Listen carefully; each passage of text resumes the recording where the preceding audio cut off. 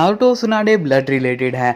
जैसे कि हम सभी जानते हैं कि जिस एज ऑफ 6 पैथ्स आगे चल के उजुमाकी क्लैन और सेंजू क्लैन में डिवाइड हुआ था। एंड तुम सभी जानते हो कि सुनाडे सेंजू क्लैन से है एंड नारुतो उजुमाकी क्लैन से, तो उससे तुम कह सकते हो कि दे आर डिस्टेंट रिलेटिव्स। अगर तुम्हें अब भी विश्वास नहीं हो रहा है तो तुम ढंग से सोचो कि मीटो उजुमाकी जो कि हाशिरामा की वाइफ थी, और हम सभी जानते हैं कि सुनाडे के ग्रैंडफादर है हाशिरामा सेंजू।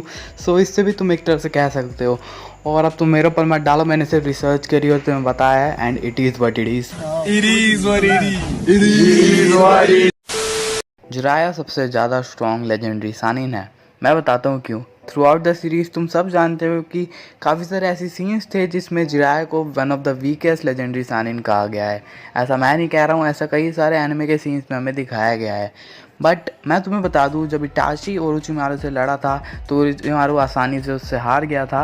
एंड जब किसामे और इटाची जिराया से मिले थे तो उन्होंने सिर्फ यही सोचा था कि अगर हम इससे लड़ेंगे भी तो हमारा सिर्फ ड्रॉ होगा, इसलिए वो वहाँ से भाग गए थे।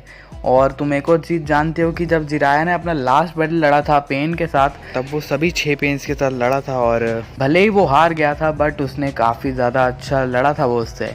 और सुनाडे तो आसानी से एक ही पेन से हार गई थी जब उसने कोनोहा पे अटैक किया था। How Nagato created 6 paths of the Pain. हम सभी जानते हैं नागोटो के पास 6 पैथ्स ऑफ द पेन थे, जिन सभी के पास रिनेगान और विजुअल पावर्स थी जिससे वो लड़ा करता था।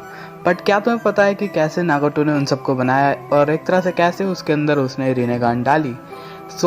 थ्योरीज के हिसाब से कहा जाता है कि नागोटो ने कुछ मेस्ड अप और डिस्टर्बिंग एक्सपेरिमेंट्स यूज़ किए थे जिससे उसने रिनेगान उन बॉडीज़ के अंदर डाला। एंड इतना ही काफ़ी नहीं था, पर उसने उन डेड बॉडीज़ के अंदर अपना चाकरा भी मिक्स कर दिया to turn them into living zombies. एक तरह से वो ज़ॉम्बीज़ ही बन चुके थे जो कि अपने मास्टर का ऑर्डर फॉलो करते थे। And you know the worst part, उनमें से एक बॉडी उसके दोस्त याहिको ही की थी। ये सब तो स्टोरीज हैं। द रीपर डेथ सील लोगों को मारने के बाद कहाँ भेज देता है? थ्योरीज के हिसाब से रीपर डेथ सील उन्हें एक ऐसी जगह भेज देता है जहाँ पे ना ही वो जिंदा होते हैं ना ही मरे हुए। दरअसल वो उन्हें एक ऐसी जगह पे ट्रैप कर देता है जहाँ पे वो फॉर इटर्निटी लड़ते रहते हैं, यानी कि उनकी फाइट कंटिन्यूसली चल रही होती है जहाँ पे वो मरे थे और उसके बाद भी वो कंटिन्यू चलती रहेगी। बेसिकली ऐसा है कि ना ही उस पर्सन को पीस मिलेगी ना ही उस पर्सन को मुक्ति, वो बस उसी जगह पे ट्रैप रहेगा और वो सिंपली उस हेट्रेड की साइकिल को बार बार रिपीट करेगा, जो कि बहुत ज़्यादा खौफनाक है। नारुतो सीरीज का सबसे बड़ा सवाल, क्या इन्फिनाइट त्सुकुयोमी ख़त्म हो चुकी है? क्या हम जो बोरुतो देख रहे हैं वो सब सिर्फ नारुतो की इमेजिनेशन है? एंड क्या अभी तक ये सब चल रहा है और वो सब सिर्फ नारुतो का एक सपना है? किसी को कुछ पक्का तो नहीं पता, बस थ्योरीज के हिसाब से ये कहा गया है कि इन्फिनाइट त्सुकुयोमी अभी तक ख़त्म नहीं हुई है और जो बोरुतो सीरीज़ है ये सिर्फ नारुतो का वो सपना है जो कि वो उसमें देख रहा है। एंड रियलिटी में ऐसा कुछ भी नहीं है।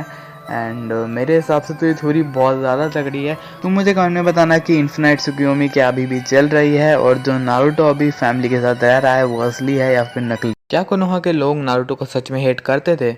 थ्योरीज के हिसाब से ऐसा कहा जाता है कि कोनोहा के लोगों को स्पेशली कहा गया था कि नारुतो को ज़्यादा खास अटेंशन नहीं देनी है। क्योंकि वो एक जुनचुरी था एंड वो उसे ऐसा साबित करवाना चाहते थे कि वो विलेज के लिए कोई ख़तरा नहीं है एंड बल्कि वो उनके लिए बहुत अच्छा है क्योंकि उसके पावर्स से वो विलेज को प्रोटेक्ट कर सकता है। और ऐसा हो भी सकता है क्योंकि पूरी सीरीज़ के अंदर नारुतो अपनी जान लगा देता है होकागे बनने के लिए और विलेज को प्रोटेक्ट करने के लिए। These are just theories. How Minato became the fastest shinobi. हम सभी जानते हैं पूरी सीरीज़ के अंदर सबसे ज़्यादा फास्ट शिनोबी मिनाटो ही है। तुम नारुतो भी कह सकते हो बिकॉज वो अब फास्ट हो चुका है, बिकॉज वो उसी का बेटा है यार।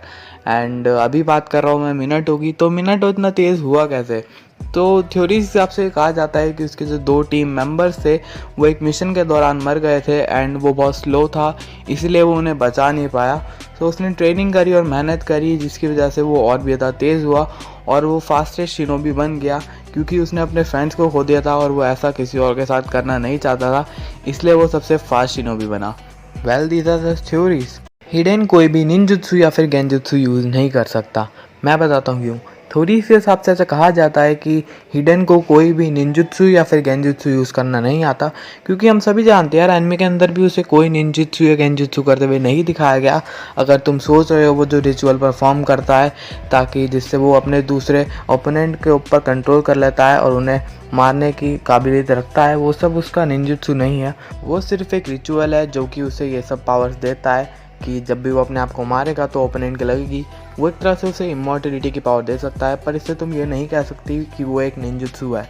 But these are just theories. Naruto की sage of the six paths की पावर कहाँ गई?